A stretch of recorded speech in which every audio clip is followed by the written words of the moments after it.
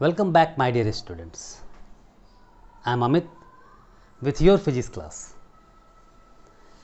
Okay, today we will study about the potential caused in axial position and equatorial position due to dipole. Though I have already sent this video because video was not so clear and blurred, so I am ready to make it again for you. चलिए भाई, as I have told you, we will communicate in a mixed language so you can understand the concept well. जैसा कि पहले ही आपको मालूम, हमने बता दिया है दो अलग अलग कॉन्सेप्ट इसमें ऐड हैं. What is first? Dipole. What is dipole? जब टू इक्वल और opposite charge they are kept at some distance, such system is called dipole. And what is potential? To bring a unit positive charge from infinity to any point of electric field, the work done is called the potential. So when you are mixing both the concept together, जब आप दोनों को मिलाते हैं तो हम यहाँ पढ़ना क्या है, इस डाइपोल के कारण किसी भी पॉइंट पर पोटेंशियल कितना होगा. चलिए आगे बात करते हैं. सपोज दैट बेटा ये डाइपोल है. This name is A and B consist of minus q charge and plus q charge. Distance is 2L, so we can divide into L into L.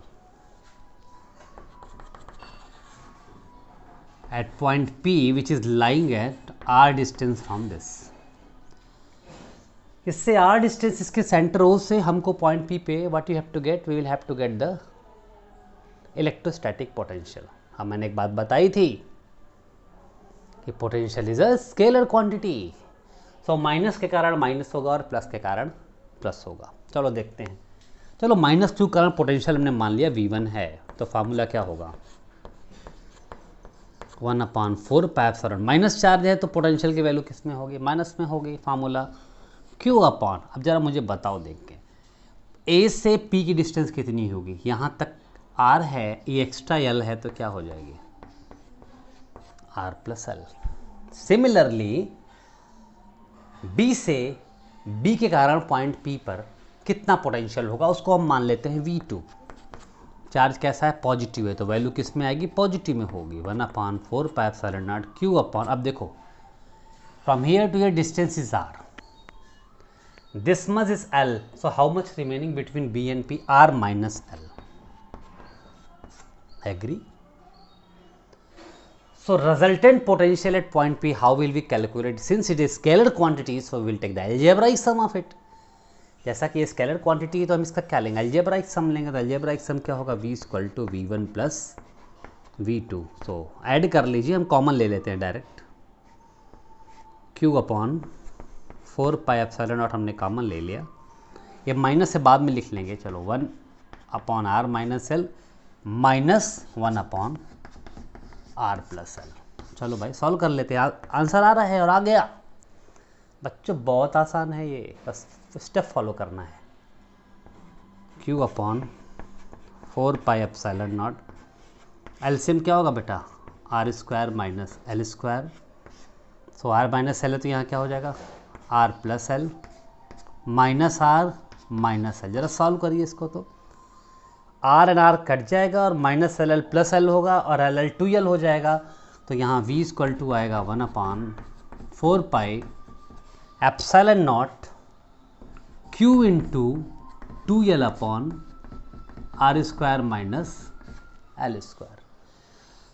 है ना? You know it. What is the value of Q into 2L? ये क्या है? Dipole moment है.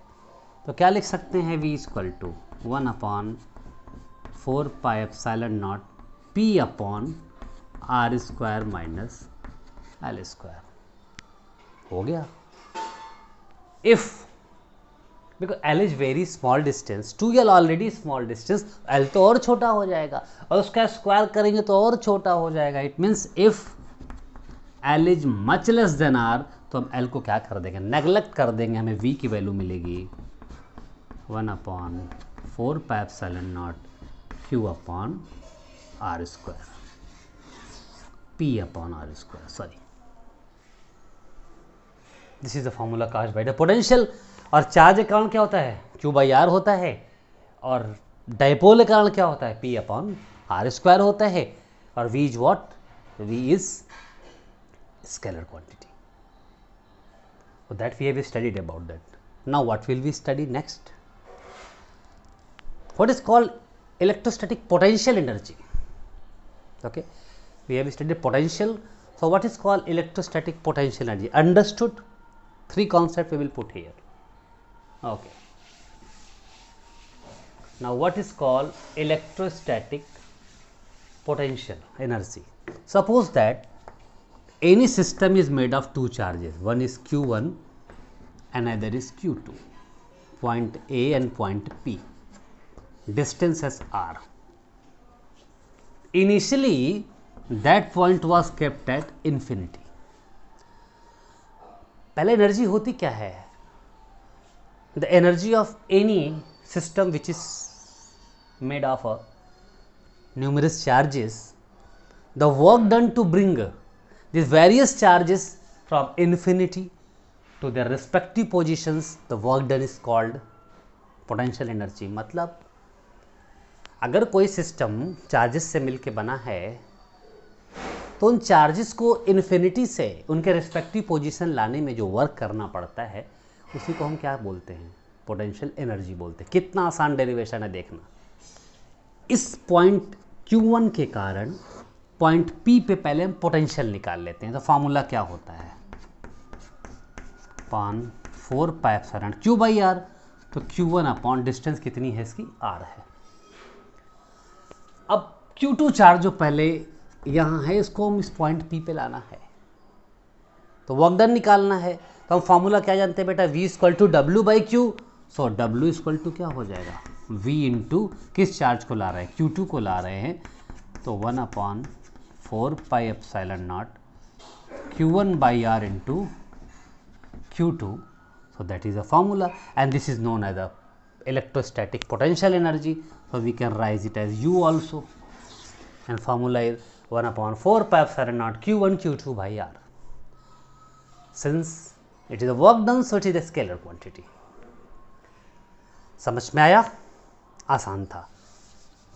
हम लोग क्या पढ़े? एक्सियल पोजीशन में पढ़े थे और पोटेंशियल एनर्जी पढ़ ली. बेटा एक चीज़ बची है भी, बहुत इंपॉर्टेंट इसमें है.